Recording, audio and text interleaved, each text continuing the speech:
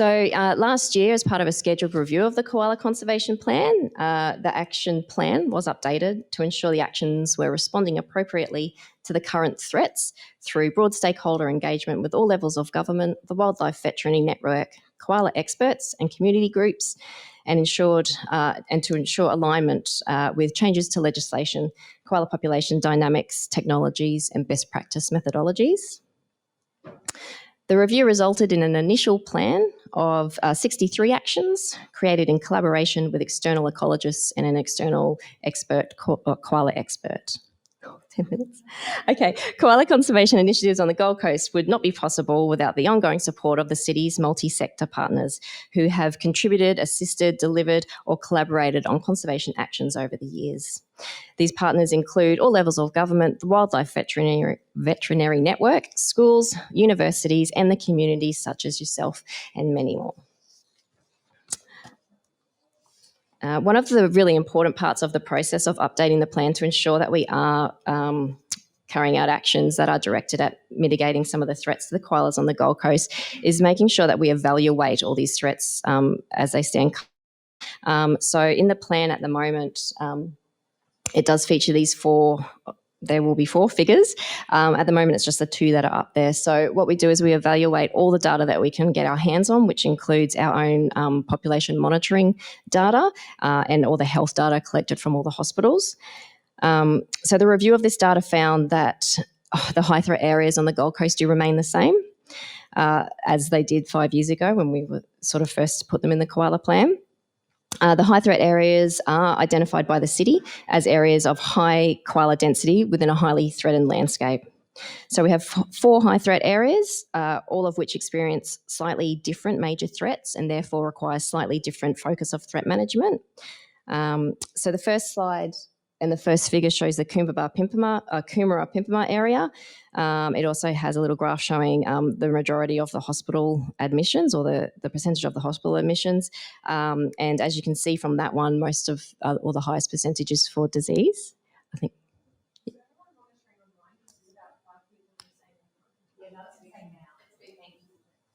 Is that because I'm not talking up or is it a speaker thing? Okay, cool. So disease. So that tells us that we need to focus on mitigation measures around disease.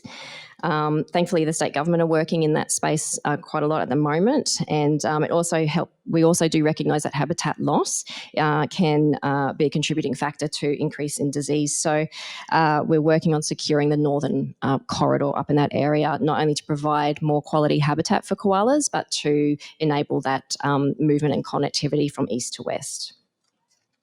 So the figure beside it is for Parkwood Coomera high threat area. The main reason for admission to hospital for those animals is vehicle strike, also followed by chlamydia and other sicknesses. And in response to that, we focus our vehicle collision mitigation program in that area, helping to improve connectivity through the landscape, through upgrades to culverts, retrofitting, and lots of other driver awareness devices such as SAD signs and speed activated signs and community engagement as well. The other 2 high threat areas are Burleigh Ridge and Eleanor Currumbin Waters. So the Burleigh Ridge area, most of the animals admitted to the hospital there are due to vehicle strike, and another category we called under threat. This under threat category refers to koalas that are otherwise healthy but are finding themselves in areas of dangerous locations that require rescuing. Traditionally, the Burleigh koalas have always been relatively healthy in comparison to the other koalas on the coast, and it's possibly because of their somewhat disconnect to the other relatively higher diseased animals to the west. So now as those numbers of healthy animals are increasing, they're finding themselves dispersing in these higher threat areas. And in response to this, we are improving the habitat quality and extent where we can in our reserves, strategically acquiring land to provide connectivity through to the west, and doing our wildlife vehicle mitigation actions in that area as well. Then we also have Eleanor Currumbin Waters high threat area.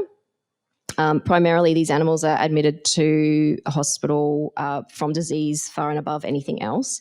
So obviously disease and research of disease in this area is highly important. And so in response, we are actually partnering with Currumbin Wildlife Hospital and Queensland University of Technology to investigate chlamydia vaccine procedures and how to improve on them and reduce the incidence of chlamydia in Elanora.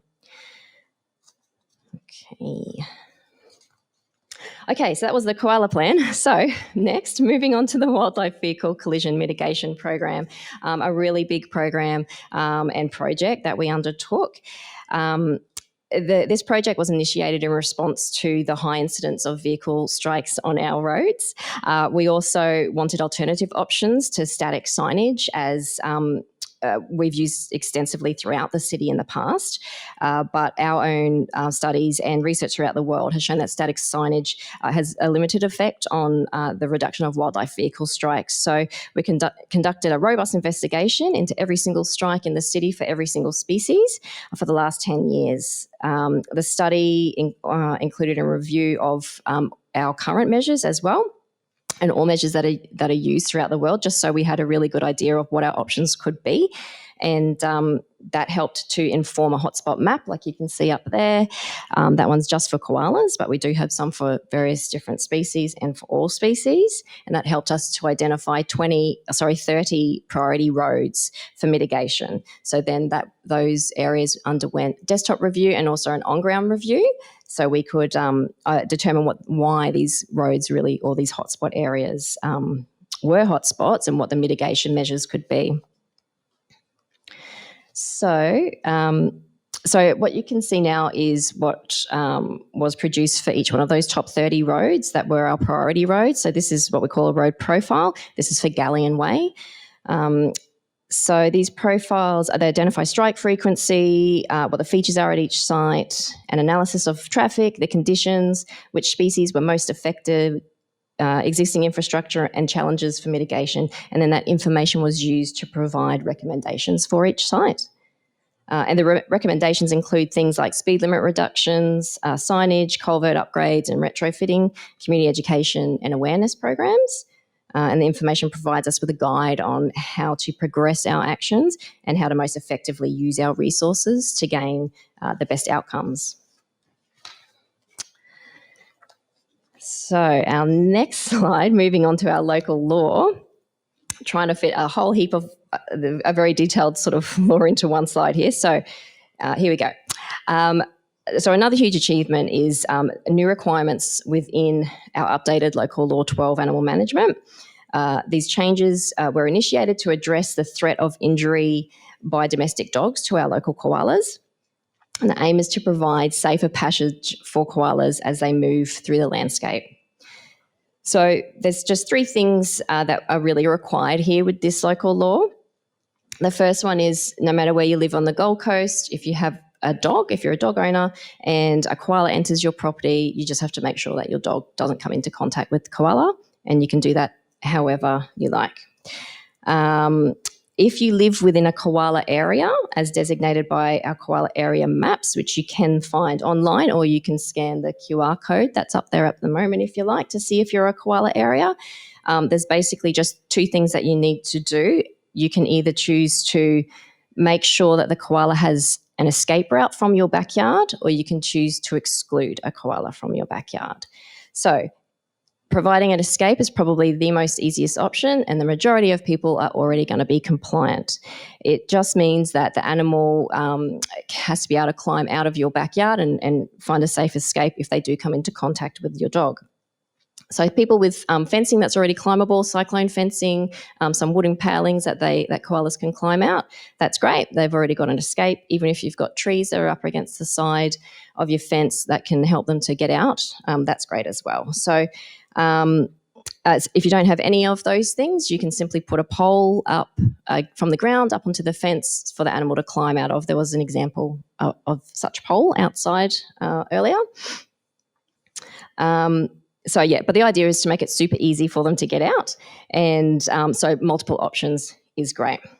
if you can't do that, or for some reason you don't want the koalas coming into your backyard, you can then also exclude them. Again, there's various options of doing that, but you just have to make sure that the koalas cannot get into your property no matter how. So there's no gaps in your fences, there's no trees that are coming in. So it's just simply providing escape or excluding. And then the other thing is if you're on a property that's over 2,000 metres squared in one of our koala areas, the only other thing that you're supposed to do according to these requirements is to just make sure that your dog isn't roaming over your whole property during sunset and sunrise. So there's also multiple ways that people can do this. It can be done by keeping your dog inside at night, in a garage, on a veranda, on a balcony. People can either tether them if they want to. As one other option, and I just want to point out, this law does not require anyone to build a separate dog enclosure. There's been a little bit of confusion around that. You simply or you can, if you want to build an enclosure, it just can't be over 2,000 metres squared. But if you do that, then the animal can stay in there between sunset and sunrise. Just have to have escape for the koala. So exclude, escape, or you can build an enclosure, you just can't have your animal roaming between sunset and sunrise if you're over 2,000 metres squared. Thank you. I had to finish to wrap that up. Thank you. Sorry, I just wrapped that up super quickly. But yeah, that's just 3 of our major projects that we've done over the last few years. Looking forward to people's questions later, or you can always contact us at council if you have any more or want to chat further. Thank you.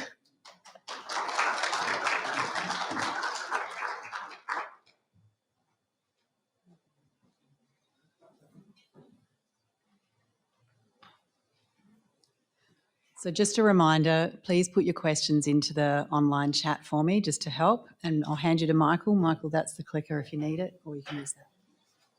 Fantastic. Thank you. I'll see if I can do this without getting the finish sign and getting in the naughty corner. So, look, I've had the privilege of working at Crumman Wildlife Hospital for 20 plus years, and I guess, seen a lot happen in that time, and perhaps none more exciting the fact that we're starting to get into the space of prevention. And tonight I've been asked to talk about the vaccine work that we've been involved with QUT, and it's really important to point out Ken Bigley is the brains behind the vaccine. He couldn't be here tonight, unfortunately, but he's been working on the vaccine for many years, and he certainly is the one that's put in all the hard yards over the years. And I guess we're fortunate enough to be in the space where we're actually trying to apply the vaccine and get out there and actually be using it. And we're also fortunate to have a great team out there doing all the hard yards. I get to kind of sit back and they bring the koalas to me, and I get to do the easy stuff and vaccinate them and, put trackers on them. But we've got a team led by Lewis McKillop, who's, out there all times of day and night, doing great things, catching these koalas. And John Callaghan supports him, and, he's just an absolute wealth of knowledge, and never ceases to amaze us all with, what he knows about koalas and how he can magically make them appear out of thin air when we've been searching for them for months. So really fortunate to have a great team there, I guess, assisting with this project. I guess to start with is, why is it necessary? And Tina's kind of, already pointed out, what's happening with chlamydia and how there's areas. And this is our data from the hospital leading up to, I guess, when we were really pushing to get this vaccine thing over the line. So this is up to 2019, but you can see, we've got dog attack, car strikes and other reasons down at the bottom. And, they've crept up maybe a little bit, but the blue line is the diseased koalas coming into the hospital. The great majority of those are chlamydia koalas coming in. So you can see how, as a percentage and for the gross numbers, it's just gone up and up and up over this decade of data there, which is, quite a frightening graph when you look at it, and it becomes really obvious at that point that something has to be done about chlamydia, just to kind of sit back and say, well, let that disease kind of burn itself out, or, these koalas are diseased because they're stressed, and solve the stress, the disease will go away. I think, when you see these kind of numbers, it's very clear that, it's not as simple as that. And without some level of intervention, we're really fighting a losing battle, and we've got kind of, this disease causing such major issues. Again, Tina's kind of stolen this slide, but this is kind of showing why we chose the Eleonora koalas. So, I mean, not only is it quite handy to us, close to the hospital, but they are the most diseased population, on the Gold Coast for whatever reason. And, the great majority of koalas coming to us from Eleonora are sick, when they're coming in. Equally, Coomera suffers a lot, as Tina's slide showed, and then there's a bit of a spread. And interestingly, Burley, has got very low levels of chlamydia, and that by itself kind of shows that stress, while it always plays a role with any disease, it can't be the underlying primary factor. The Burley koalas, well, a lot of them are living in a very suburban area. They should be very stressed there as well, just as equally as Eleonora. But for whatever reason, Burley koalas are coping very well. There's a bit of chlamydia there. Is it because the disease has kind of come from the west and hasn't really got in? Hard to say. Is it another factor? There's so many things that happen in koalas that the answer certainly we don't know yet. But there's some interesting stuff happening there. But it became very obvious that Eleonora was the place to focus on. If we were going to use this vaccine, see if it works, then we had to use it in an area where there was a lot of chlamydia, so that we could really get some, be confident that koalas we were vaccinating were going to have a very high chance of being exposed to chlamydia post-vaccination. There was no point us choosing the Burley koalas and vaccinating all of them. The results would be amazing because they may not even get exposed to chlamydia. So we really wanted to challenge this vaccine. Does the vaccine actually protect koalas against chlamydia? So I guess just a little bit of background on the vaccine. As I was saying, Ken Beagley's been working on this for 10 years plus. This isn't a new vaccine as such. It's been in development over a long time. It's been trialled in captive koalas, again, over a long period of time. The antibody response from the vaccine has been monitored in these captive koalas, for, again, 10 years. So we know it produces a good immunity response. We know it produces good antibody levels that are sustainable over the life of the koala. But what we don't know is, does it actually protect them? Do they not? Do they get chlamydia still despite that? As we know, there's COVID's great for talking about vaccines, because we know there's dodgy COVID vaccines and good COVID vaccines. And, just to get an antibody response doesn't mean that you're actually protected. There is the option of a single shot or a double shot vaccine. The double shot vaccine is the proven vaccine. This is the one that's been used over many years in the captive koalas. It's 2 injections 4 weeks apart. A single shot vaccine has been developed by Ken. Peter Timms has got a single shot vaccine as well. And single shots are basically the same kind of you're aiming the immune system in the same way, but you're adding this adjuvant in, which gives this super boost to the immune response. So, single shot vaccines are rarely ever as good as double shot or multiple shot vaccines. There's a very good reason why we would have a lot more confidence in the double shot than a single shot. But having said that, the jury's still out, and there's still, evidence to come in whether a single shot vaccine can cut it as well as a double shot. Important to understand that the vaccine at the moment is very much a research vaccine. It's not registered. So to be able to use it, you've got to jump through a lot of hoops with ethics, with approvals. It's not a simple thing to be able to use it. So at the moment, we can use it on koalas coming through the hospital, but we're unable to give that vaccine to other vets to be able to use it elsewhere. And at the moment, the shelf life of the vaccine is only 1 week, so it has to get made every week. So we do a run up to QUT in Brisbane every week to pick up the vaccine. And if for any reason the researchers are unwell, away, or whatever, then it can't be made, and so we don't have vaccine for a week. So so they're the I guess where we're at in some of the challenges. But quickly with the overall project. So the biggest focus is we're looking at the Eleonora koala population, and we're going out there capturing young koalas before they get chlamydia, vaccinating them, releasing them back out into Eleonora, and then tracking them over the next 3 years, catching them a minimum of every 6 months, but more often than not, we're catching them more every 3 months, something like that. when we catch them, we're testing them for chlamydia, we're doing a general health exam, where we're looking at, are they fertile, have they got joeys, are the boys looking like they've got all the goods. We're collecting blood to look at all the different parameters to see how is the vaccine producing an immune response in there, and tracking that, as I said, over 3 years. The second aim is where we're literally just vaccinating our captive koalas in the sanctuary, comparing the single and double shot. So a pretty simple thing there, so that over time we'll get a bit of a better feel. Does this single shot start to wear off over time, or does it stay as good as the double? And then we're also doing, I guess, a very crude experiment where we're just vaccinating every koala that comes through the hospital. We didn't want to miss that opportunity, and releasing all of those. Over the years, they will trickle back into the hospital for a range of reasons. And, our past data shows about 10% of the koalas we admit every year we've seen before for some reason. So over the years, these koalas that we've vaccinated will end up coming back through the hospital, and we'll get more data there about, how protective is the vaccine. So those ones, we're comparing the single and the double shot vaccine. Those koalas that are in and out of the hospital very quickly, we're giving a single shot.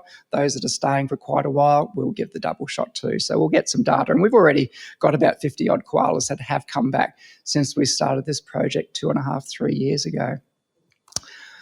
I'll just throw this slide in because it focusing on a community like Eleanor, one of the key things was to get them on side. Koalas live mostly in people's backyards. Yes, they live in some of the other areas, but we had to win over the locals to be able to make this project a success. And Lewis did a great job, put a lot of effort into doing little community workshops and things out there, so that we won people over, because they tend to get protective of their koalas and they don't like the idea that we're going in and taking their koalas out. And of course, one of the big worries was, if we catch koalas that are really unwell and we're not able to, save them, then we're not able to take them back. And we really had to put the work in to get everyone on side, understanding what we were doing. And truly over the years, that became very successful. And it was one of the biggest challenges initially was finding healthy koalas. And we spent a lot of time, and after a while, Lewis figured out the easy way was just to have people report it on on social media and say, I've got a picture of a koala in my backyard. This one looks healthy. Do you want to come out to my place? And it turned out to be the easiest way to find these koalas to vaccinate them. So we're under the pump, so we'll push along. So we're now roughly halfway through the project, and we're tracking 35 koalas in that Eleanor area. To date, we've got 19 joeys that have been born out of, I think it's 17 females that we've got in that 35. So we've got 19 joeys born, which is really beyond what we hoped for initially. I think, we didn't have high expectations because we knew there was so much chlamydia in there. A lot of the boys would have been having trouble being reproductive, even if they were surviving out there. But to have 19 joeys born in that time is super, super encouraging. With the results of them coming back in, Ken's working on a paper now to publish, so I'm not going to kind of go through the exact results, but it's certainly encouraging that the vaccine is protecting these koalas. It's not perfect. Of course, some of the koalas have developed chlamydia despite being vaccinated, but certainly the level of disease is relatively low compared to the amount of disease out there in the Eleanor area. So it's encouraging that the vaccine is doing something and is certainly providing a level of protection. If we jump down to total koalas that we vaccinated and released, to date it's about 323 koalas. So 54 of those have come back for whatever reason, as I was saying before. So those that come back, 33 of them have remained negative. 21 have come back positive, which doesn't sound good. But the thing is that 20 of those positive ones had chlamydia before they were vaccinated. And there's, I guess, what it's looking like, and it's no surprise with chlamydia, that treating a koala for chlamydia so that they're clinically free of it, and they can even test negative, doesn't mean they're really free of it. This is a disease that can lie dormant, can sit there until you get stressed, until times are tough again, and then it can flare back up.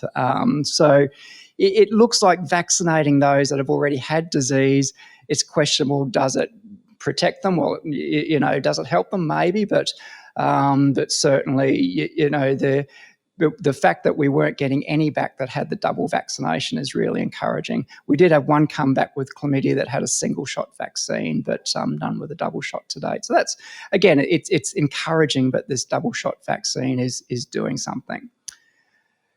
So where do we go from here? We've obviously still got 2.5 years and a lot of data to come in, so it's not a done deal that it's super effective and good. We've still got time to run on this project, but registration of the vaccine is something that is being pushed towards. And look, it will happen. It's still going to be years away probably because these things take time. But if the vaccine's registered, it will be formulated such that it can sit in your fridge, sit in your freezer. Any vet essentially that knows what they're doing is considered suitable and understands the vaccine is going to be able to vaccinate koalas. So what's a small project at the moment can be a project that can be rolled out, not only statewide but countrywide, with the vaccine. So that's certainly critical. And the other important thing is that the double shot vaccine appears to be the one that is going to get the best success, but that's really hard work to catch a wild koala. Give them a single shot vaccine, either keep them captive for 4 weeks before you give another vaccine, or you track them for 4 weeks and catch them again and give the booster. It becomes very expensive, very hard work, very difficult. So the dream is, and this project has started now, is that developing an implant that will dissolve, that's basically given under the skin of the koala. It will dissolve and then pop after 4 weeks, effectively giving that second dose. So you're catching a wild koala in the field, you're testing it on site for chlamydia, it's negative, we're giving the first vaccine, then we're giving an implant under the skin that pops 4 weeks later, effectively giving the second vaccine. So you can wake that koala up in the field, it's away, it goes, and you can send it away. That's the dream. And, this research is started, it's happening. If that can be pulled off, it becomes realistic to start vaccinating bigger numbers of koalas out there in the wild. And that's where we're at. And I got in before I got the finish sign, and got to have some pretty pictures of some pretty koalas. Cassidy's one of our stars that, keeps pumping out babies. So she's up there, and, she was one of our very first koalas. So thank you very much.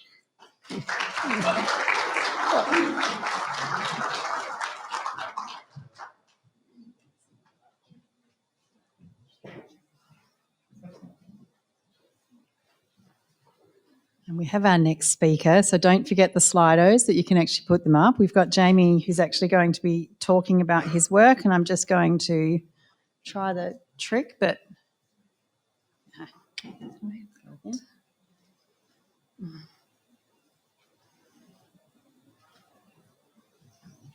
Let's take it to full screen.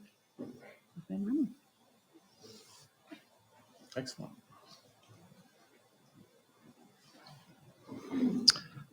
All right, good to go. Everyone can hear me okay? Thanks for having us here at the Gold Coast Koala Forum. Thanks everyone at home for dialing in. We really appreciate it. My name is... where's the clicker? Try the other one. There we go. My name is Jamie Hollyoak, and I'm from Ripper Corporation. I'm the commercial manager. My background is in spatial sciences primarily, and working with drones and ecology since 2016. I've done a range of different things in different industries, but working with ecology and drones has been probably one of the most satisfying parts of it. Oh, it's not showing on the screen down here. That's all right. Ripper Corp is a drone services and technology business, and it's an amazing place to work because we get to play in the space of ecology with drones, but also spatial sciences and all sorts of other technologies. We work with the University of Technology in Sydney as well for certain projects that utilise AI and machine learning. So it really gives us an opportunity to do some great things. Tonight we're talking about drones and koalas and finding fauna generally. I thought starting out is probably how we did it, and how we started is probably the best way to work through this. So when we first began this operation, we actually asked ourselves a question: what is it that we're actually trying to do? How do we rapidly deploy this technology so that not only we can do it, but others can do it, and all across Australia in the areas where koalas and other fauna are? The other part of that is understanding what are the requirements. What do you need to do from a business perspective? What technology do you need to look at? What are the processes and documentation?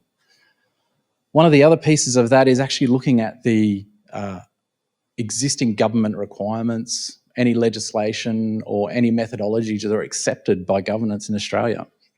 Luckily, there is in New South Wales, so there's what's called the biodiversity assessment methodology. Now, that has traditional spotting methods like, strip transects and using dogs and all sorts of things.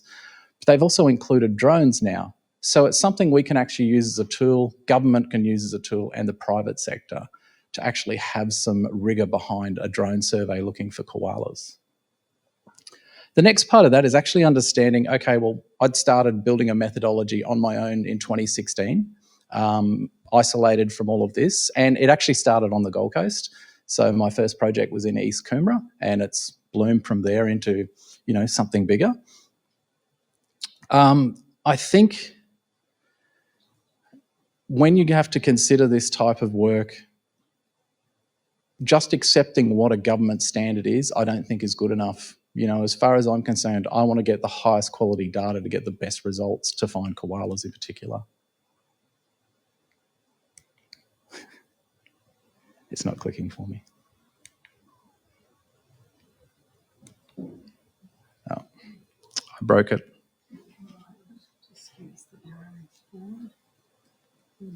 No, it doesn't like me. Hang on. Gotta love technology. I'm just trying to escape calls and see if is that what you've done? Which one do you need? We can jump into that one now. Okay. No?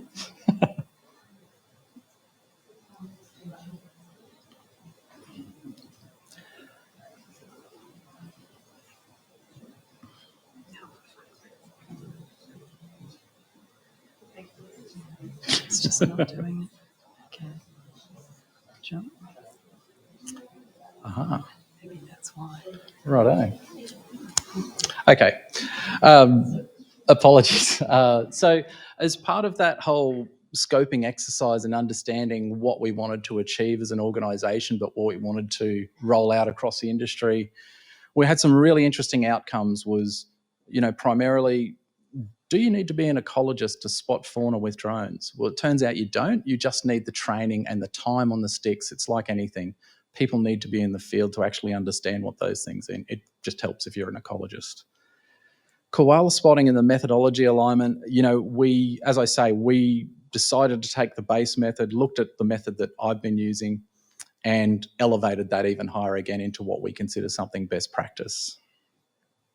New drones, new phones, like the drone that we've got here is not a normal hobby drone that you might see buzzing around Burleigh with tourists doing what they do. The sensor on that drone is worth about $30,000. So it's quite serious money in the air doing this work. It has a thermal sensor, it's got a night vision sensor and a colour sensor and a laser finder as well, so we can actually distance animals.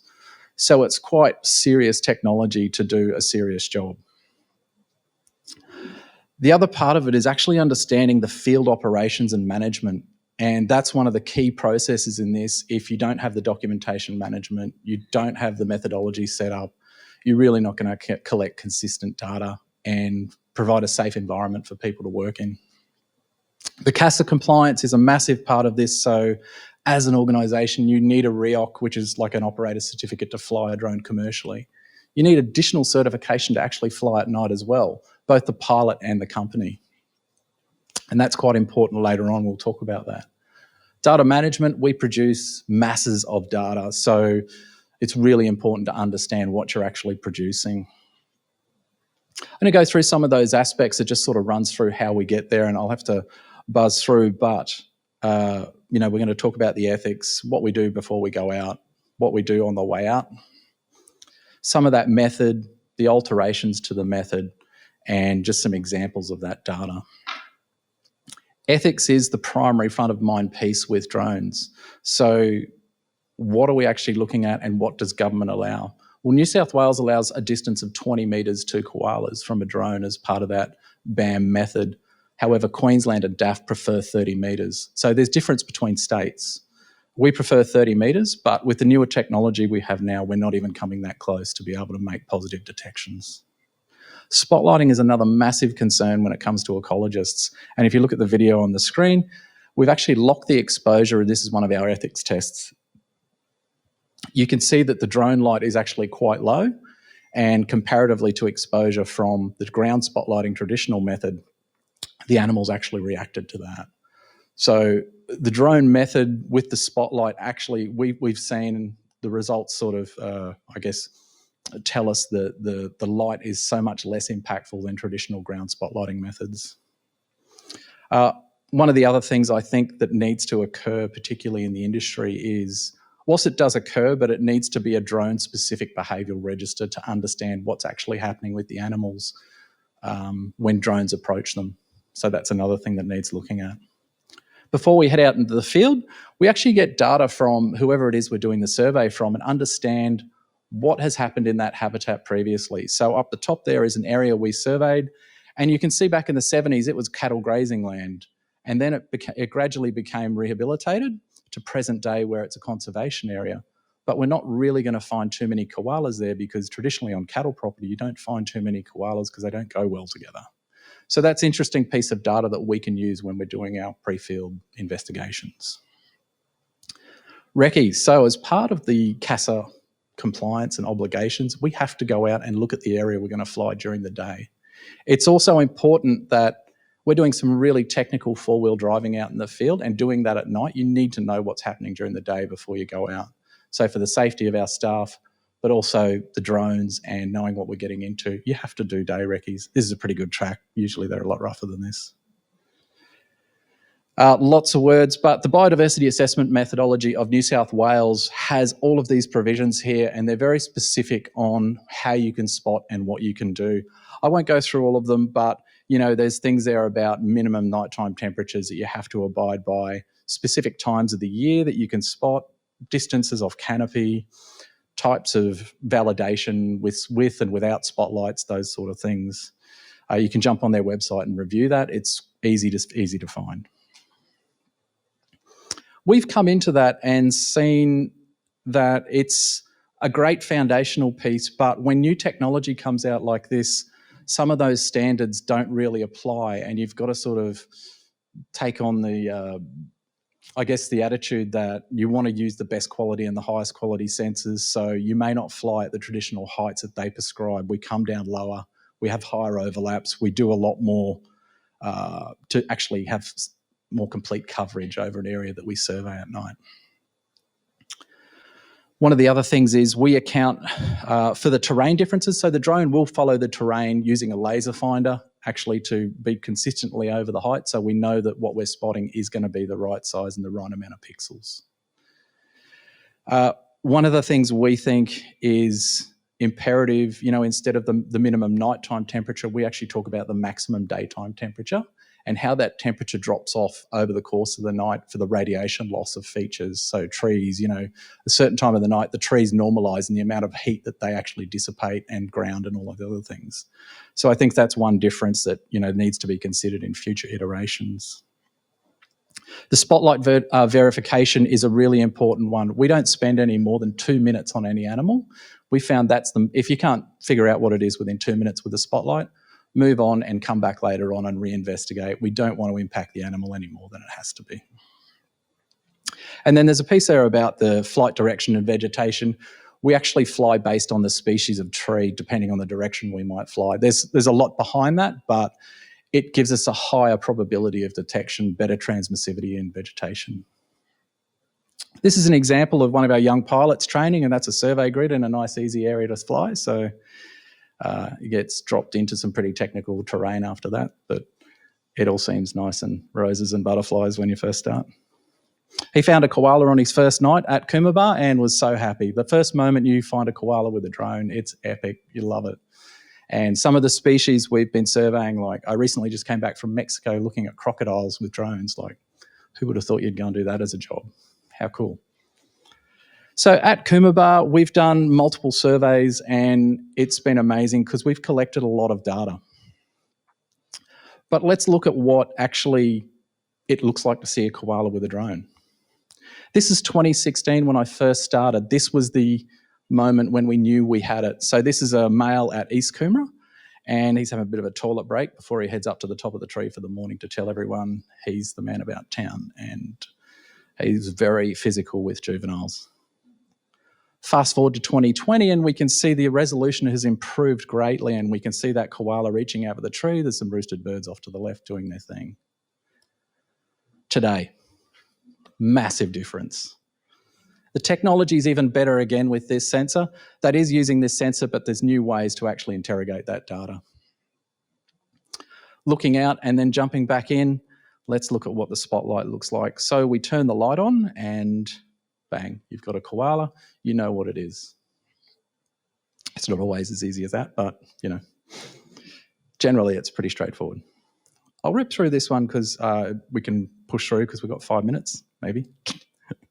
From the field operations, I just a quick case study on what we did at Coomera, and this is more for the academics to consider papers. We perform surveys at Coomera over many times and collect data with different koalas and all of the different species that we see. And you can see the little dots on the screen there being locations of koalas.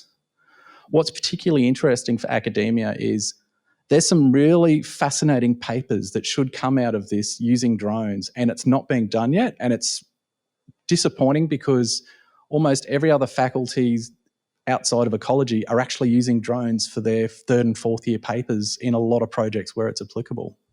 In this instance, there's a paper in this, so we've made a heat map from the locations of koalas. And we've got some predictive modelling to go, this is where we're going to find them. And literally last night, those red spots were where we found them.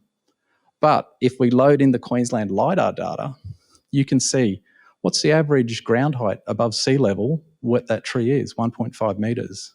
What's the average tree canopy height for that koala? 20 to 25 metres.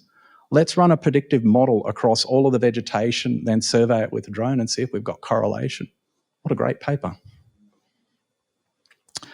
This is a bit of a time-lapse series. We won't go through, we won't let it run the whole period, but you can see the difference in habitation of koalas over time as it goes to the next one. So there was a real influx because there was development north of this, which koalas moved away from into this area. Another paper is looking at all the koala locations over this site and saying koalas are actually in considered sour trees that they shouldn't be in. Why is that? There's another paper there. So there's so many things there I think ecology students coming through can do with drones and this new technology. We'll go into the final examples and just cruise through, but this is a macropod survey looking at the stress on buckaroos that have other young ones trying to take over and do certain things, but you can see the muscle groups individually on that kangaroo. So the data is so insightful. This is a video one of our pilots put through. They're gliders jumping through trees.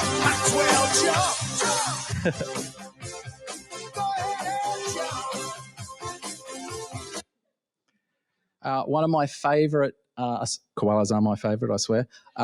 Greater gliders are the second most chill animal I've observed and had the pleasure to observe. They are just the best thing to view and understand. I'm learning so much about them. We're doing so much work in this space, and we're even looking as small as feathertail gliders, if you know how big they are. I'll just rock through these 2 predation ones and then that'll be us.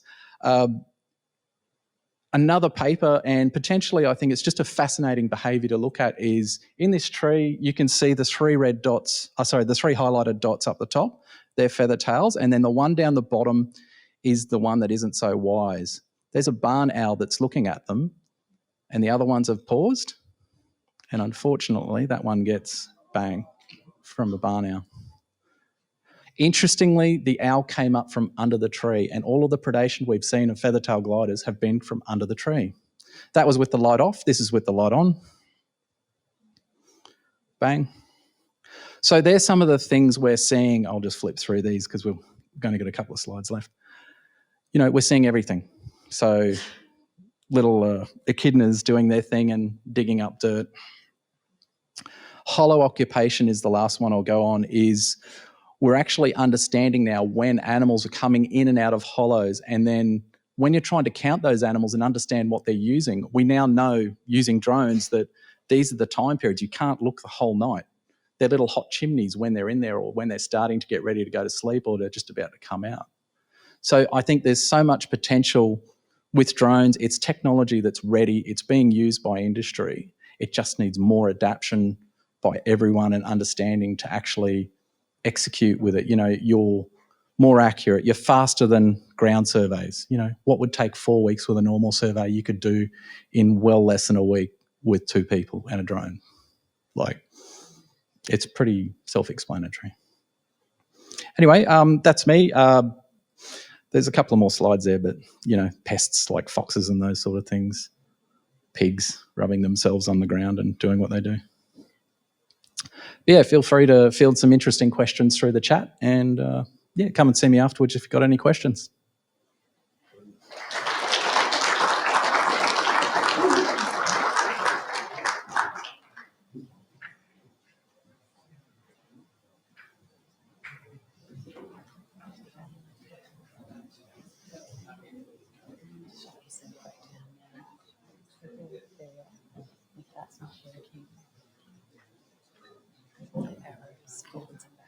Yep.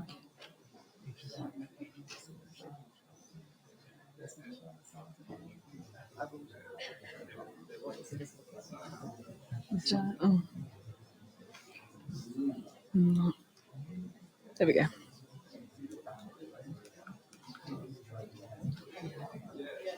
Oh, I am looking. Okay, so forwards is that one? Forwards is that one? Yes. Okay, thank you.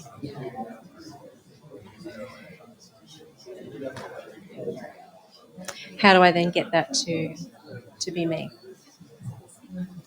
That's not reflecting on the screen. It's not. There we go. No, we've got the same. Oh, there we are. Yeah, if I go forwards, Yeah, no worries. Thank you.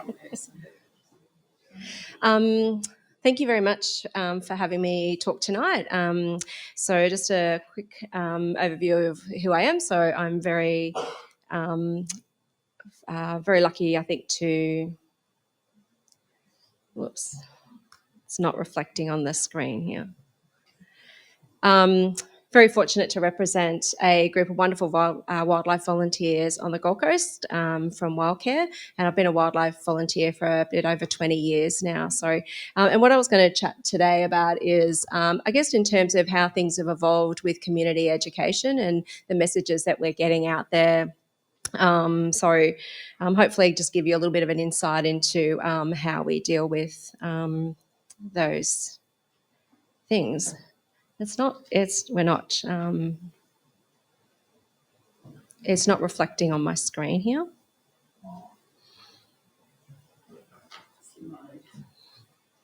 It's not moving on the thing. it's not at all, is it? No. Okay.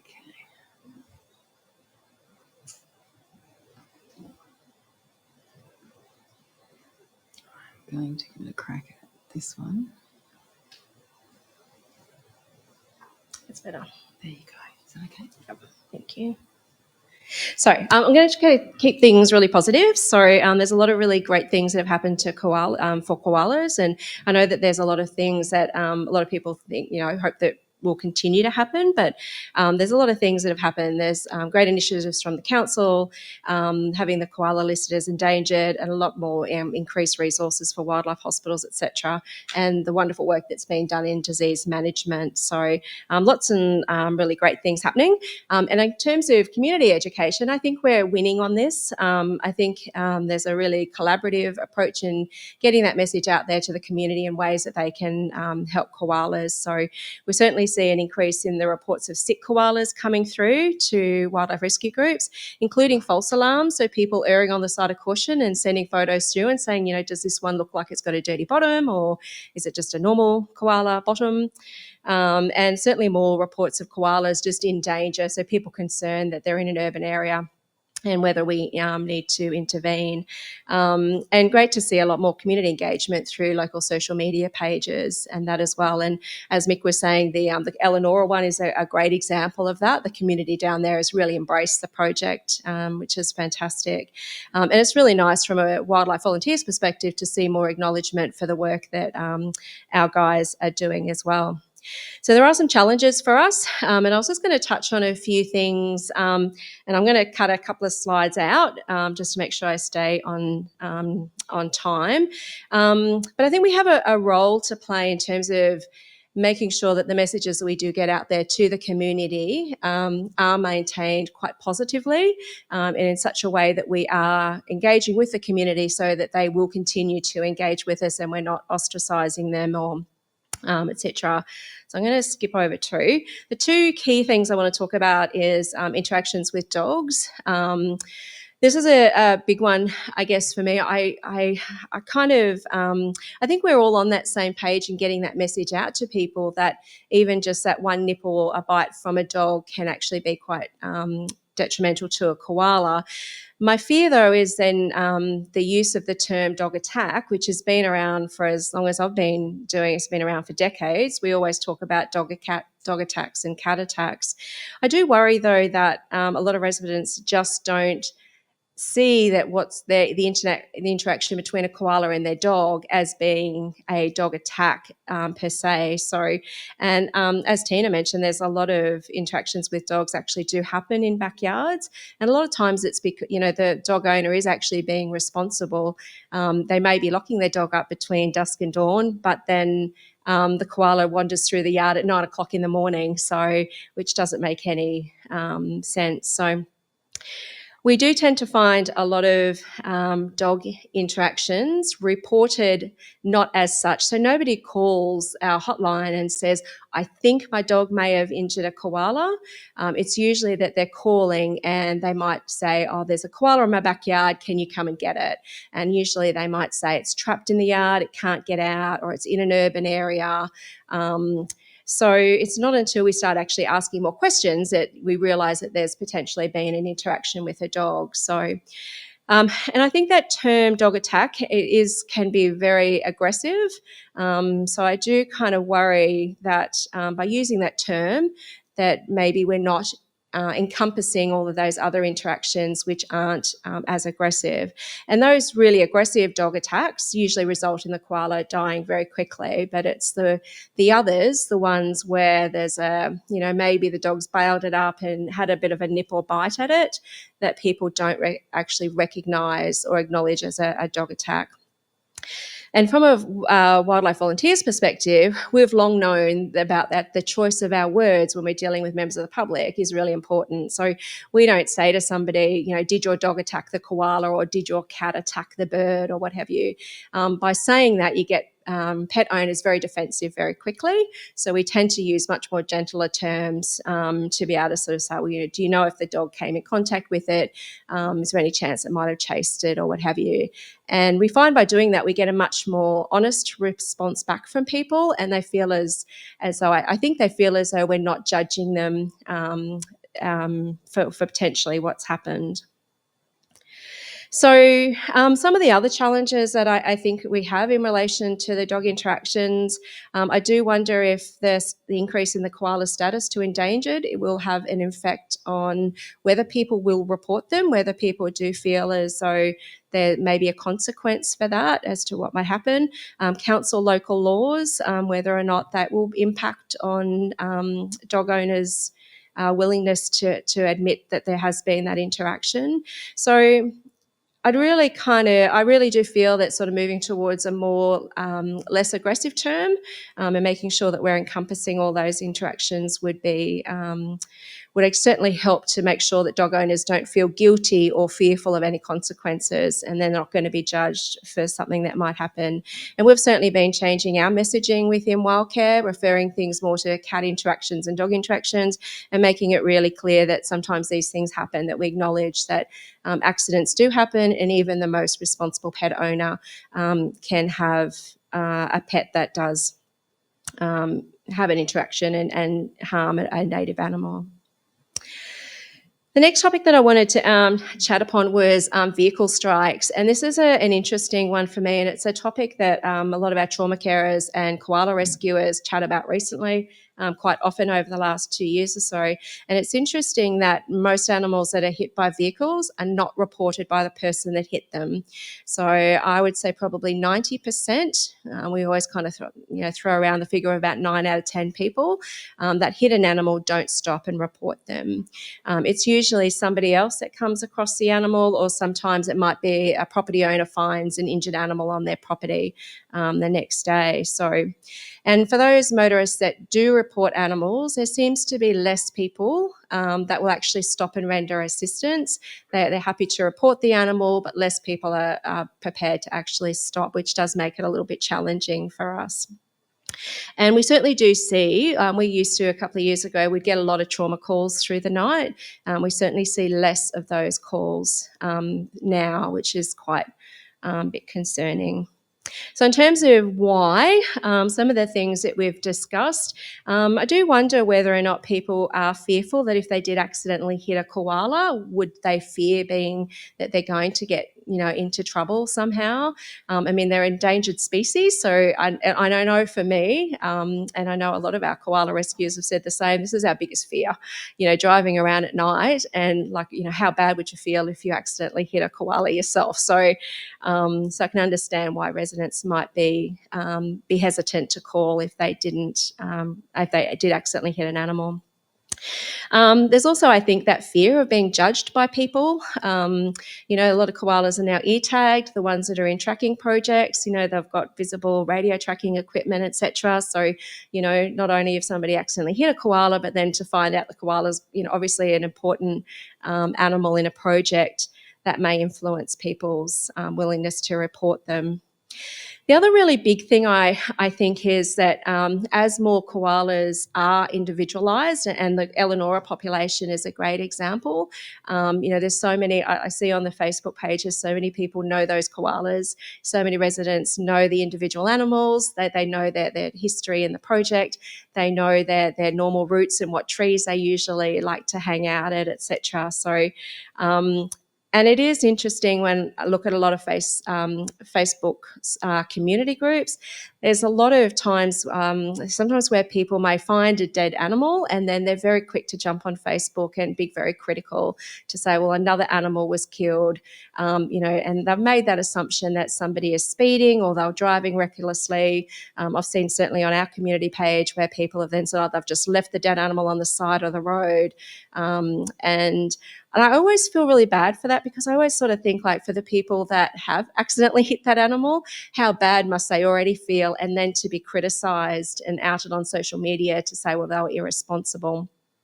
So I think that there's a lot that we can do to make sure that we're not doing that we're not sort of being so judgmental, because there's a lot of times where I think people do accidentally hit an animal and it is unavoidable. And we don't know whether or not somebody has actually stopped and taken that animal and laid it on the side of the road. So I do really sort of feel that we could be a little bit more sympathetic in those circumstances. And on that point, it is interesting because a lot of our trauma carers and koala rescuers, when we do go out to those calls, I never say to somebody, did you hit the animal? I always say to some, people, did you see the animal get hit, or did you just find it on the road? And those people that are honest and say, oh, no, look, I actually did hit the animal, I always make a point of saying to them, I'm so sorry this happened to you. What a crappy start to your day. And I always ask them, are you okay? Because a lot of people are really upset, and you can almost see that sense of relief that they go, oh, I'm not in trouble. I'm not going to be told off and assumed that I was speeding or not paying attention. So I think being sympathetic to people certainly improves making sure that we are approachable, and people hopefully next time, if they come across an animal, they would call again. And in particular with vehicle strikes, I do sort of wonder, we've talked a lot about, well, why don't people call? I sort of wonder, well, do people still not know who to call? Do they not know that there are services available 24/7? And I'd hope that we're certainly making good progress in that. I know certainly to the calls to our hotline with injured animals, oftentimes people don't realise that veterinary care is provided free of charge to those animals. We have incredible vet clinics and wildlife hospitals that do tremendous work free of charge.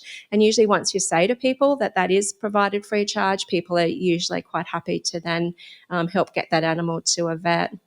And one of the other big topics that we've been talking about amongst some of our rescuers is things are changing in our community. You only need to listen to the local news to hear about, carjackings and youth crime rates and things like that, aggressive road rage incidents and things. So it does kind of stand to reason a bit that there will be less people likely or feeling safe enough to stop on a quiet road in the middle of the night on their own.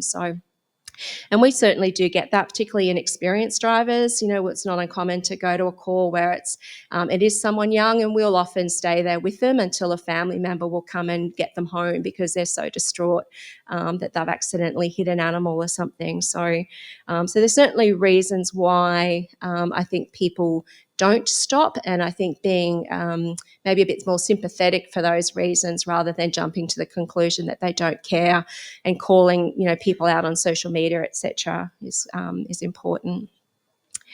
So I think that, certainly within our group, our education messages have been evolving, which I think has been really important. There's certainly a lot of people are really distraught at these incidents, and there's quite a wide variety of emotions from community members when you're dealing with these incidents. People are very distressed. Animals often have very significant injuries. People are sometimes angry because you can't get there in 2 minutes.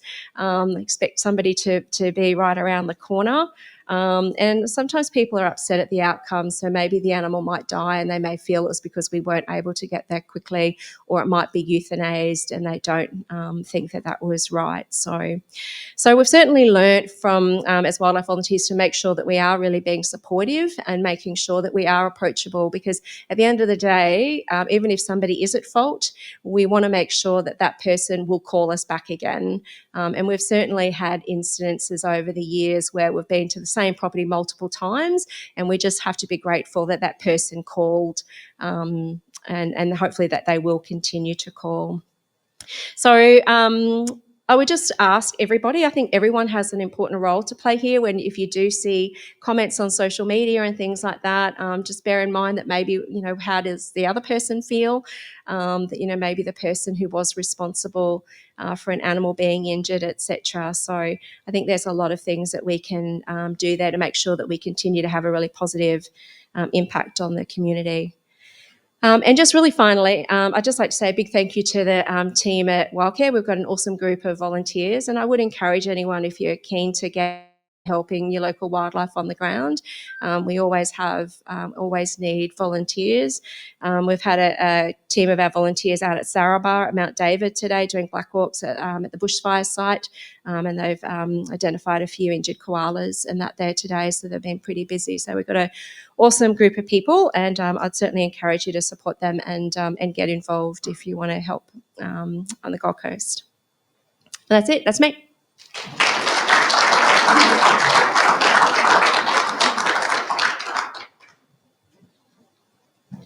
I absolutely love that they were outright saying get involved. So by all means, just pop something into the chat or get in touch with Karen at the end.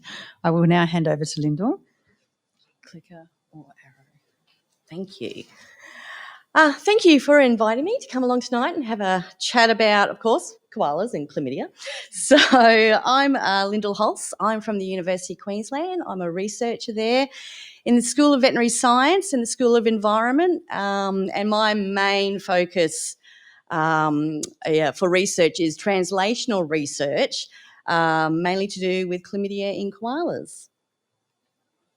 So today I'm going to be talking about population genetic diversity influences on chlamydia infection and disease susceptibility in koalas of the Gold Coast.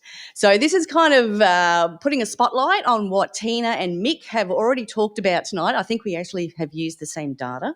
But before I actually start, I would like to have acknowledgement of country. I acknowledge the traditional owners and their custodianship of the lands which we meet, and pay respect to their ancestors.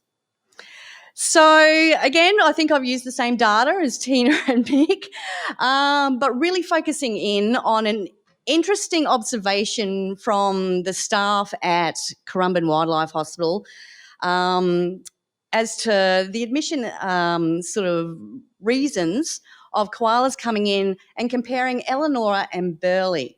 So as Mick and Tina have both mentioned, Eleonora seemed to be really suffering from chlamydia, not only with infection, but also signs of disease, whereas Burley don't seem to be having any issues whatsoever.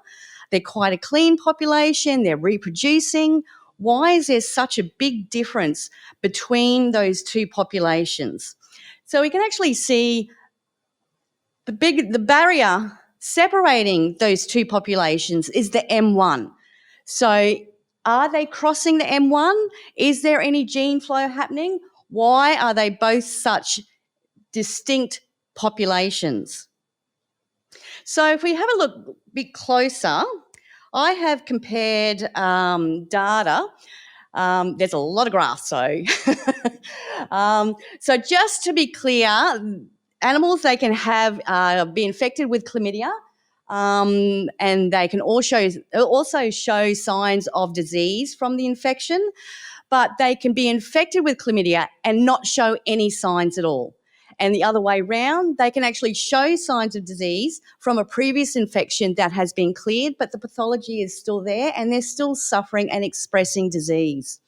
So going back over the last 4 years, having a look at the difference between animals, the Burley heads and Eleonora koalas in terms of chlamydia infection, whether they're positive or negative. So you will pretty much see consistently Eleonora are positive for chlamydia. The data for 2023 was only up until March, so it's a little bit short on data. Now, you'll also see with the graphs, I've got A, B, and C. Now, of course, we pretty much know chlamydia infects their eyes and also their urogenital tract. So with their eyes causing conjunctivitis, really nasty red-looking lesions on their eyes, and also wet bottom cystitis, dirty bottom, and also reproductive issues as well, which you can't actually see visually. You actually have to look at that via ultrasound. So looking at infection, it's obvious Eleonora is really suffering from chlamydial disease, a chlamydial infection. And then you look at disease, back to front. You look at disease and you'll see Eleonora again koalas are showing a lot of evidence of disease.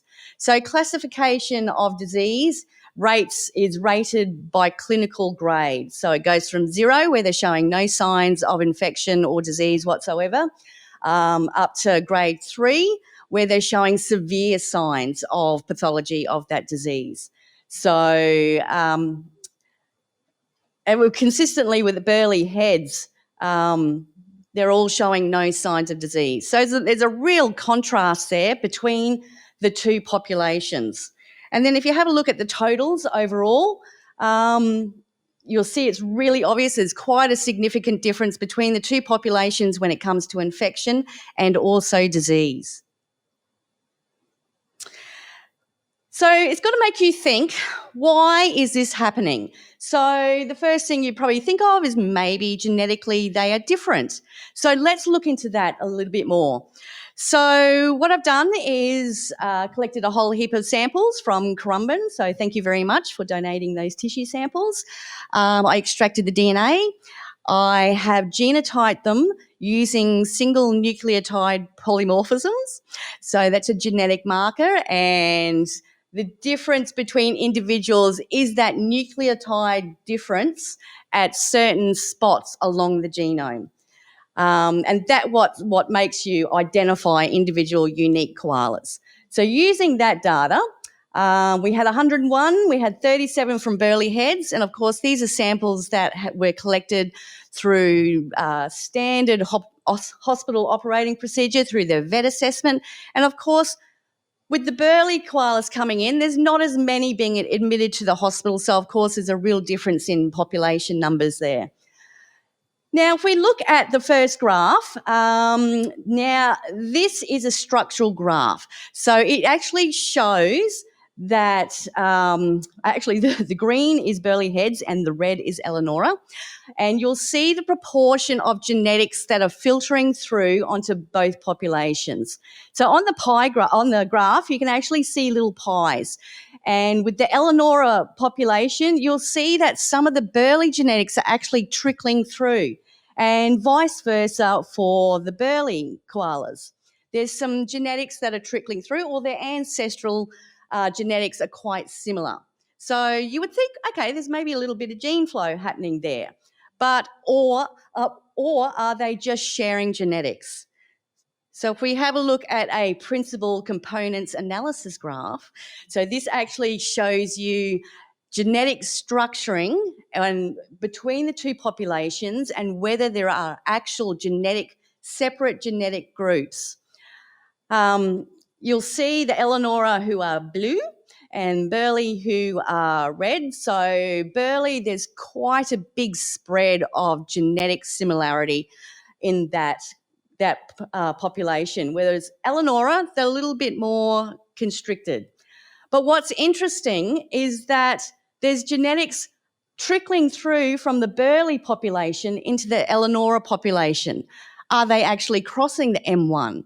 But I don't think so, because I think they're going to be cleaned up. So I think the Burleigh genetics trickling through are more likely from translocations, more than anything. So, and after having a chat with Mick today, he pretty much confirmed that. So I mean, Burleigh, they're not becoming overpopulated because they're so healthy. They're just reproducing. The population's getting bigger and bigger. So they've got to start trickling along somewhere. So this was really interesting to show the gene flow happening between the Burleigh population and the Eleonora population. So then we also want to look at the genetic diversity between the two populations. So is one population more genetically diverse than the other one? So the more diverse population you have, the less chance you have of deleterious alleles coming through in their generations. So that means they're potentially, if they're a little bit more inbred, are they going to be more susceptible to chlamydia infection? Are their immune genes not working? Have they been switched off because they're more inbred? So when we look at the genetic differentiation between the two populations, we have a value of 0.104. So that's a pretty moderate differentiation, and we've seen that in those previous graphs, that there are unique two populations there. And then we look at the heterozygosity. So this is how many heterozygotes or how many koalas are heterozygous and more genetically diverse in the population. And we can see that Burleigh Heads is 31%, Eleonora is 34%. Not significantly different. Also 33%, 35%. And then inbreeding, which is what I just mentioned, you want to keep that figure as low to zero as possible, or even a negative figure. Eleonora has a lower inbreeding coefficient than Burleigh Heads. So it's going to make you scratch your head. It's like, hang on a sec. Eleonora is actually more genetically diverse than Burleigh. So that's an interesting observation, although it's not, not significantly different between the populations, but it's there. And if we look a little bit closer at koala individual heterozygosity, we have a range there of, there's a bigger range of individual heterozygosity in the Eleonora population. They have the lowest animals there. They have the animals there with the lowest heterozygosity and the highest heterozygosity, whereas burley head's a little bit more compact, but still not significantly different. So trying to answer the big question, whether genetics is having an influence on chlamydia infection, I'm going to say no, it's not. It's not significantly different between the two populations. So when we do a correlation between individual heterozygosity and chlamydia infection and disease, there are no real significant differences in the data. So looks like we're going to have to go to a plan B of why are we seeing such differences in these populations when it comes to chlamydia infection and disease. So I think it might be going a little bit deeper than looking at genetics and potentially, are there animals there that have immune genes present or they're heterozygous for those immune genes? Just question after question. So this is what I'm going to be doing for the next year, looking at these questions and trying to answer them. So I just wanted to acknowledge a few people for this small little case study. Jasmine McAlpine, which she has just completed this for her master's project. Lewis Michelop, who actually provided the tissue samples, the data, and Mick for, sort of confirming everything that I've thought all along. So thank you so much.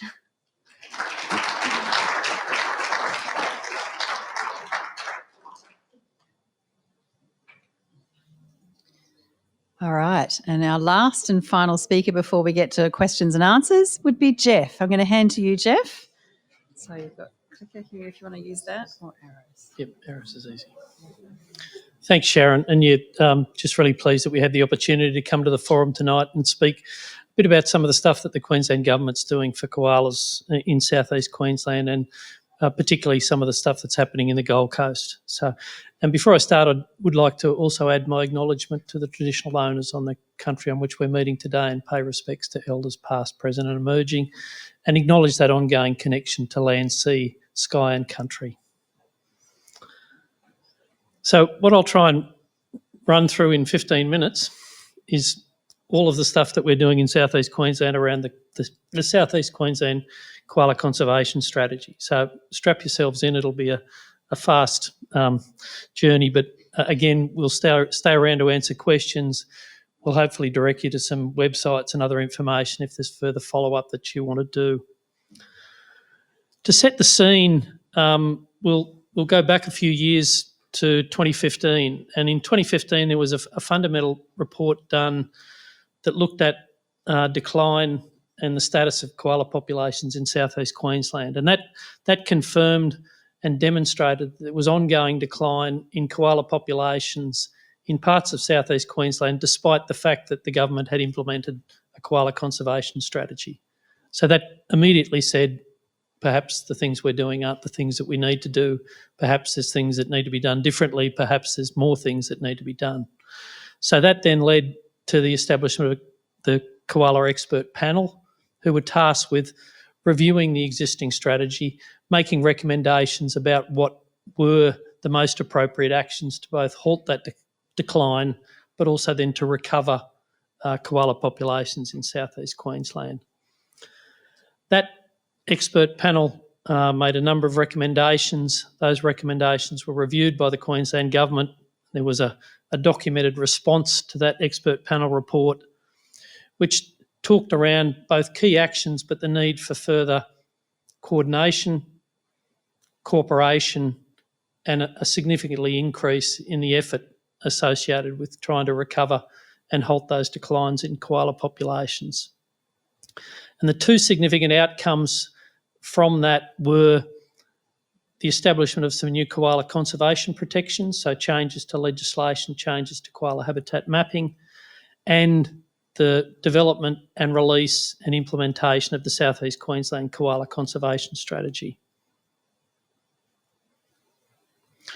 In terms of the new koala habitat protection framework, that essentially was underpinned by the introduction of a new whole of South East Queensland single koala habitat map. So prior to that, each local government area had its own koala habitat map. They were all based on different science, different information. This was a state-of-the-art mapping based on Queensland's very strong regional ecosystem mapping, and then underpinned by very strong, robust koala models, which were reviewed by CSIRO and endorsed as being appropriate for that scale of mapping and protection of koala habitat. So the mapping was fundamental. And then the legislation that was introduced was based on the mapping. And the mapping identified koala habitat areas, but then also identified koala priority areas. And the principles around the new protection framework is that it identified koala habitat, but it then also identified those priority areas in which development which was going to impact on koala habitat was prohibited development. There are exemptions associated with that, and I'll get into that in further detail.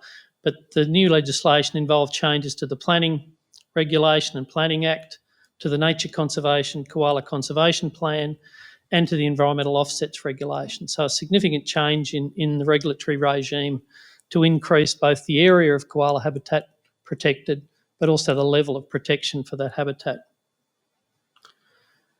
As a snapshot, this shows the mapping of koala habitat area, but also in producing that new mapping, we also mapped areas called koala habitat restoration areas. So again, this was an important additional focus to the mapping that provided us with the opportunity to target actions to recover and protect koala populations in a more strategic way, and to essentially focus that effort in the areas where we're likely to get the best returns.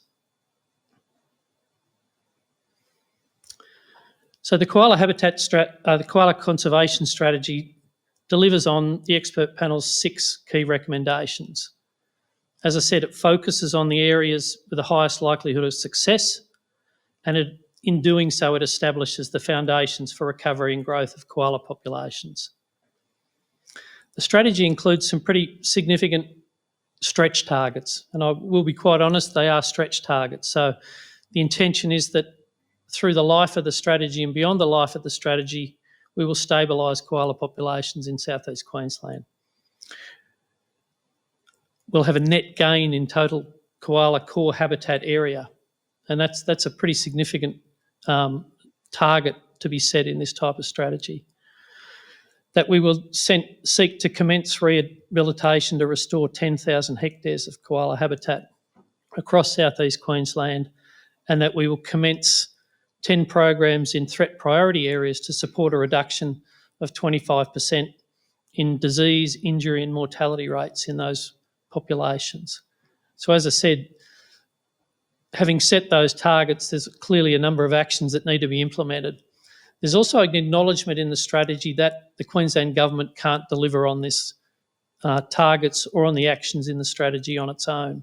So the strategy is very much built on collaborative effort, and that's with other organisations. And again, the speakers tonight have spoken about the efforts by local government, by wildlife carers, by wildlife hospitals, by researchers, by others. So the strategy is very fundamentally underpinned on a collaborative approach and collaborative effort. How are the targets achieved? There are 6 core action areas across the strategy. So that's around habitat protection, and that's primarily around the new legislation and the new mapping. Habitat restoration, which is around, again, restoring areas within existing mapped habitat, but also providing better link and through the habitat and better connectivity between habitats. There's managing threats, and again, we've heard a little bit tonight around the threats of disease, of dogs, of road strike, of habitat fragmentation. Improve mapping, monitoring, research and reporting. And again, it's acknowledged that only by improving our knowledge base around all the different things that are impacting on koalas and our ability to detect those and to respond to those can we essentially be effective, and also be able to measure how effective we're being.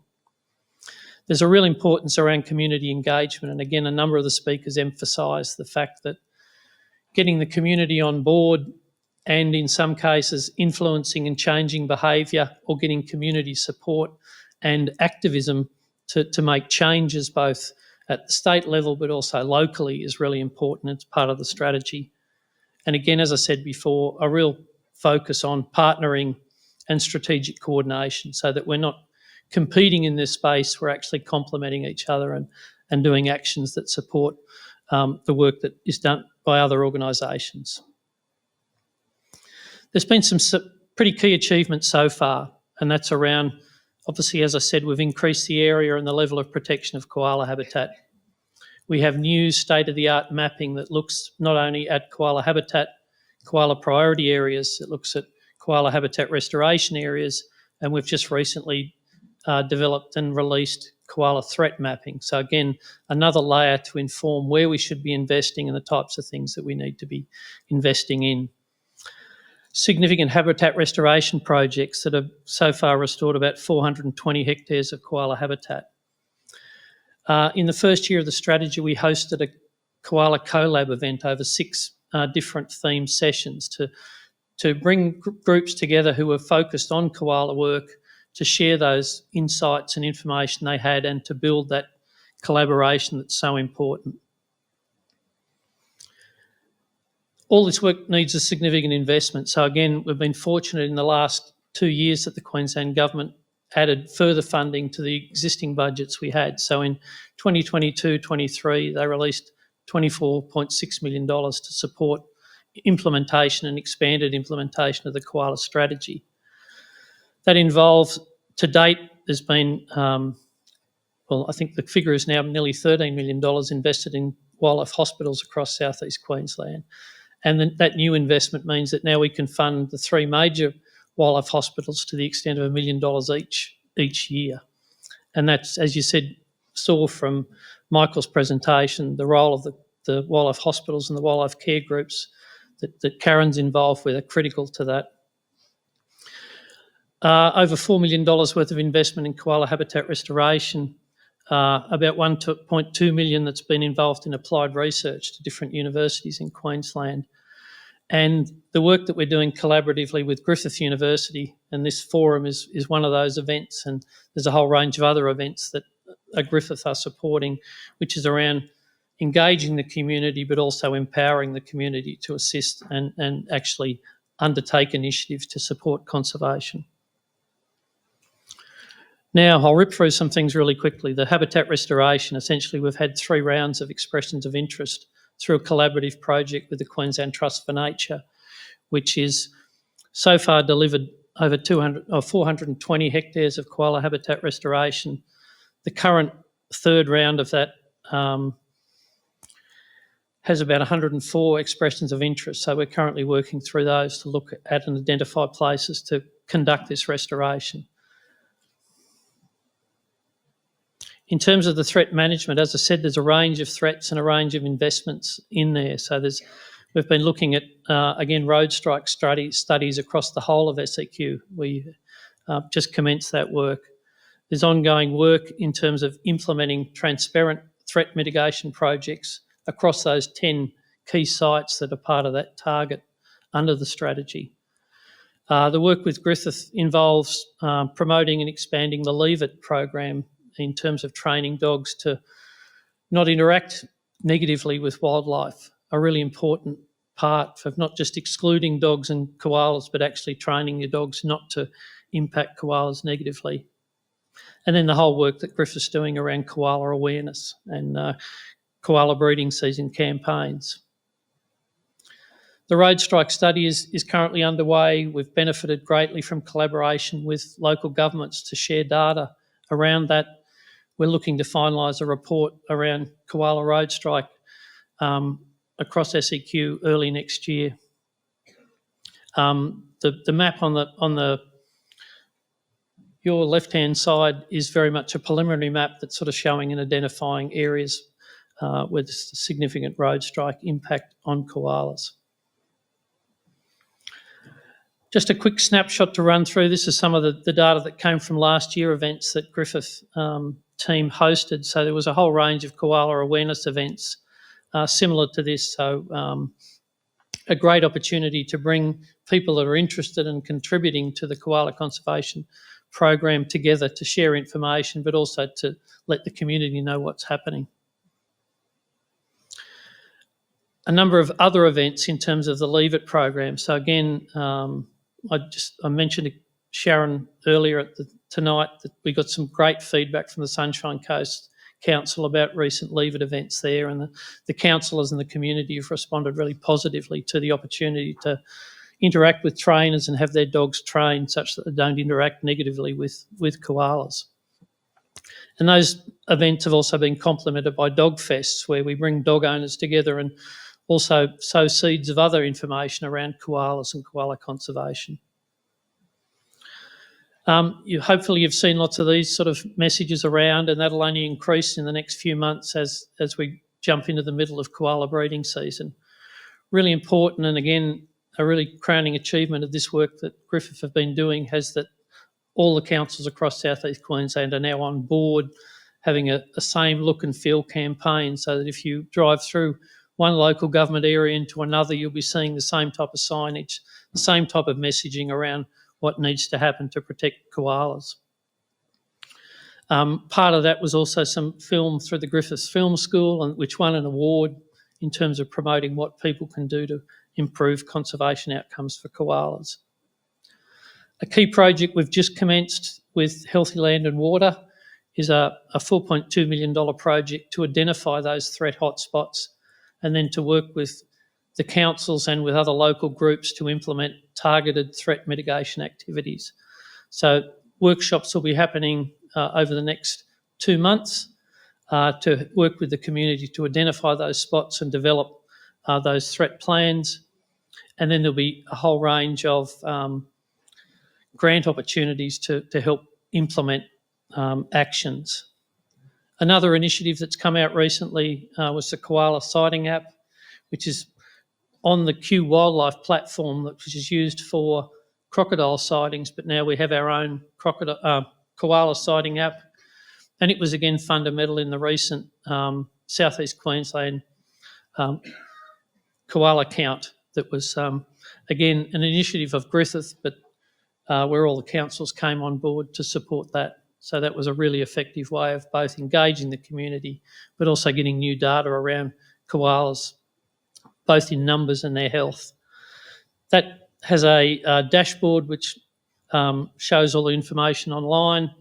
There's a range of other new funding to support other initiatives.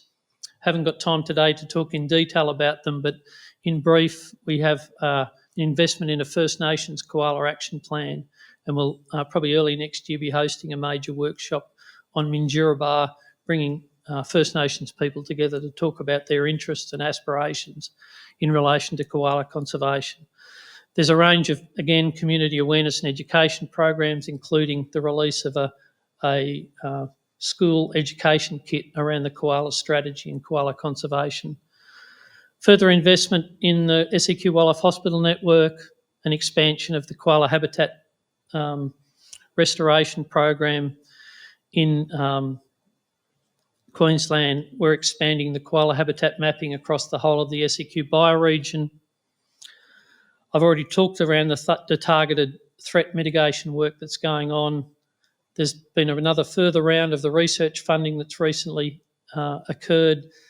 Again, that's identifying that we'll continue to fund research and support for chlamydia vaccines, including working with the 2 main unis to work towards registering vaccines as an important way of having them for general use. And then there's a range of work around developing tools and refining mapping to inform the work that we're doing and to allow us to monitor the outcomes of that work. In summing up, we've got really strict new habitat protections supported by state-of-the-art mapping. A number of the strategy actions under the strategy are well along the road of being implemented. There's a strong focus on partnerships and the need for everybody to work together in this space. We've had significant achievement, which is now documented in 2 separate annual reports, which you can access online. And as I said, this $24.6 million that the Queensland Government committed over last year and this year has been a significant investment in accelerating and expanding the work that we're doing. And that's it. Thank you.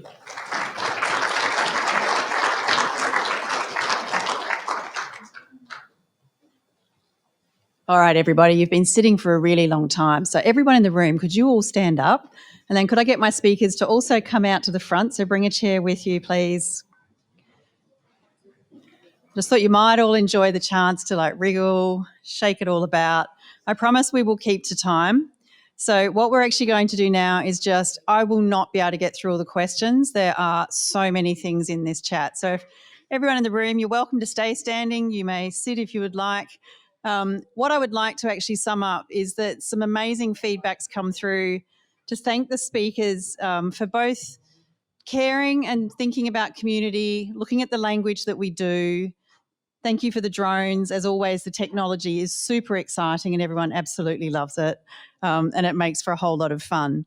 Now, my team have got the microphones and I think we'll have a little bit of fun here as we switch from question through to answer. If anyone in the room does want to voice a question, I'll also enable that. But I'm going to kick off with one of the questions that came in online.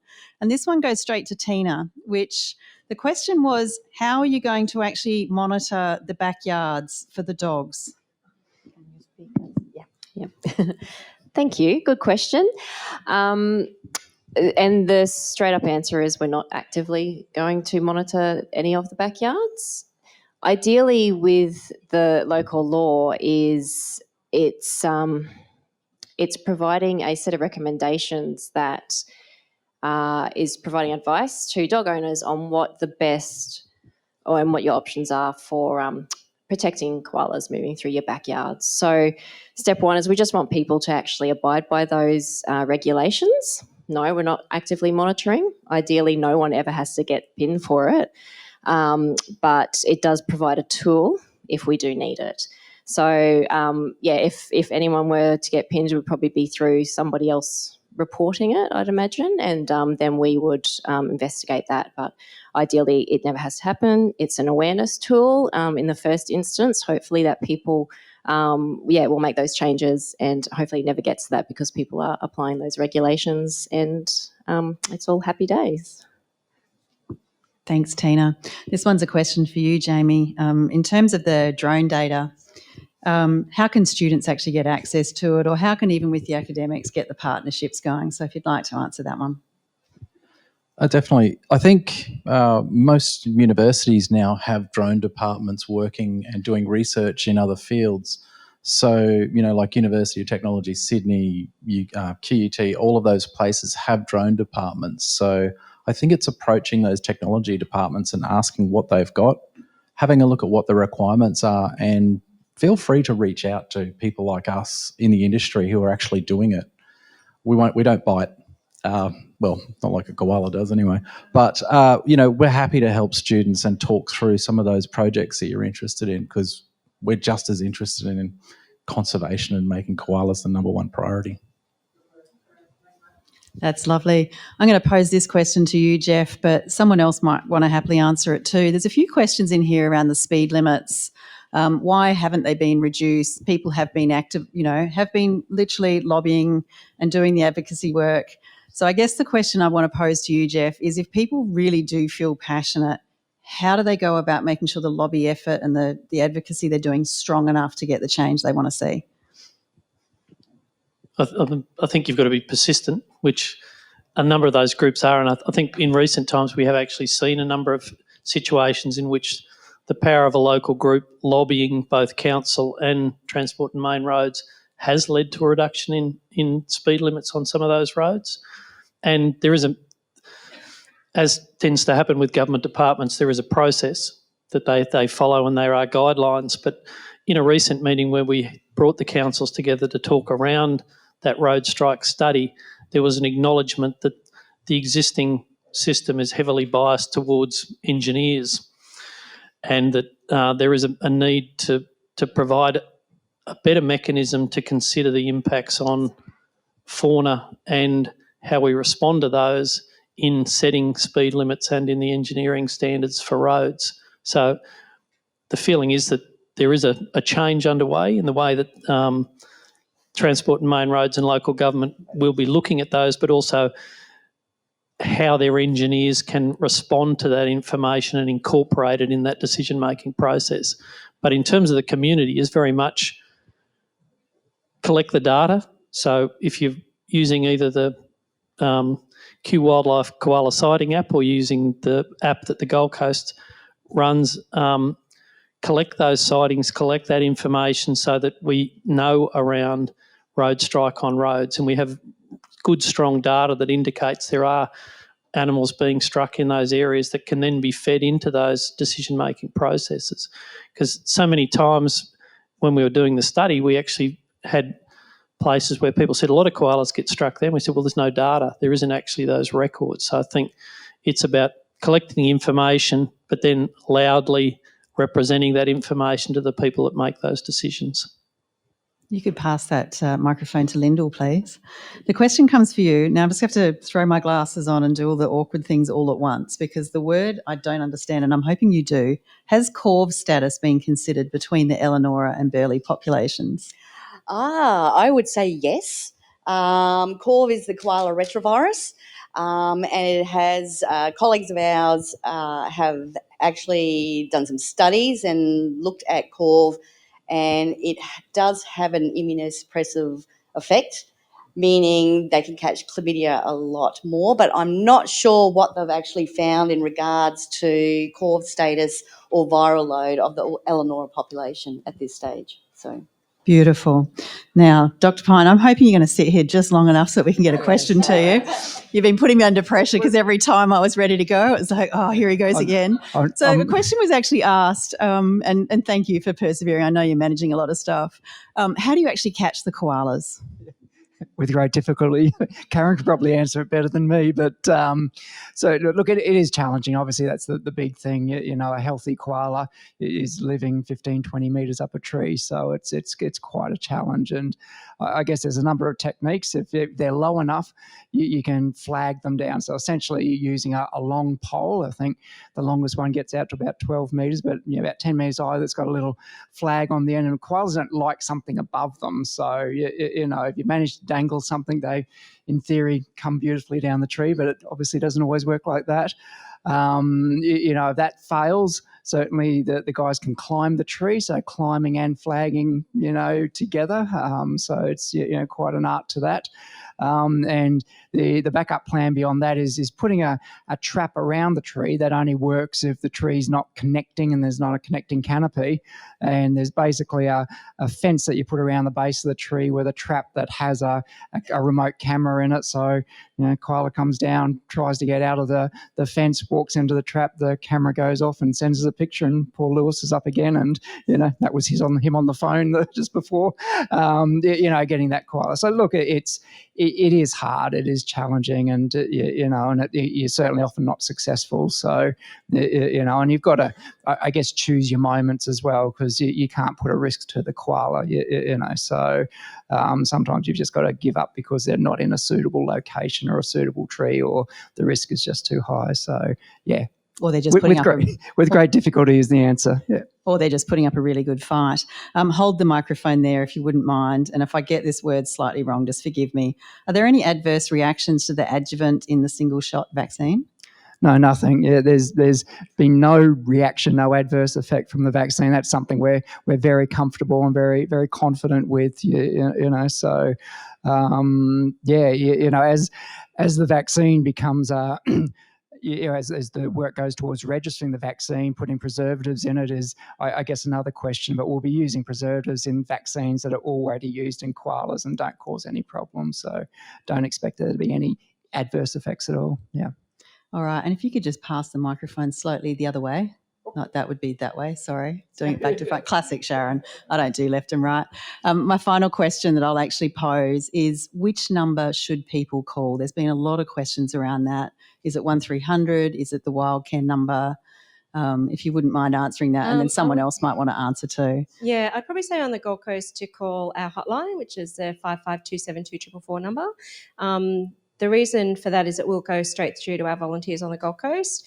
If it goes through, I know the statewide 1300 animal number for Gold Coast calls, the RSPCA send those calls to Wildcare.